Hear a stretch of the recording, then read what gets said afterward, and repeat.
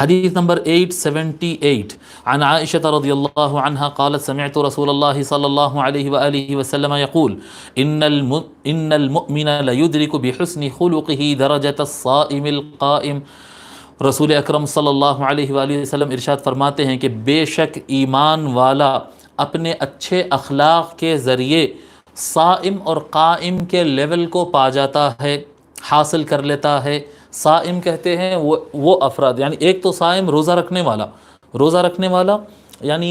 یہ جو رمضان کے روزے رکھ لے یہ ایک صائم ہوتا ہے، لیکن عرف میں جب الصائم کہتے ہیں تو اس کا مطلب ہوتا ہے کہ جو آدمی اللہ کو راضی کرنے کے لیے سال بھر روزے رکھے، الصائم کہتے ہیں، صائم الدہر، سال بھر روزے رکھنے والا، القائم ہر روز پوری رات اللہ کو منانے کے لیے پوری رات عبادت کرنے والا، اس کو قائم اللیل کہتے ہیں، قائم اللیل صائم الدہر۔ جو آدمی قائم اللیل اور صائم الدہر ہے، پوری زندگی اور پورا سال وہ اللہ کو منانے کے لیے راتوں کو جاگتا ہے، دن کو روزہ رکھتا ہے، اس کے جو درجات ہوتے ہیں، آدمی اچھے اخلاق کے ذریعے، بھلے وہ عمل اتنا نہیں کر سکتا ہوگا، فرض پر عمل کرتا ہو، حلال حرام کا خیال رکھتا ہو اور لوگوں کے ساتھ اپنا بیہیویئر اور اخلاق کو اچھے رکھتا ہے، تو اچھے اخلاق کی وجہ سے وہ صائم اور قائم کے جو درجات، جو اعلیٰ درجات ہوتے ہیں، وہ درجات کو وہ انسان اپنے اخلاق کے ذریعے پا سکتا ہے، پا لیتا ہے۔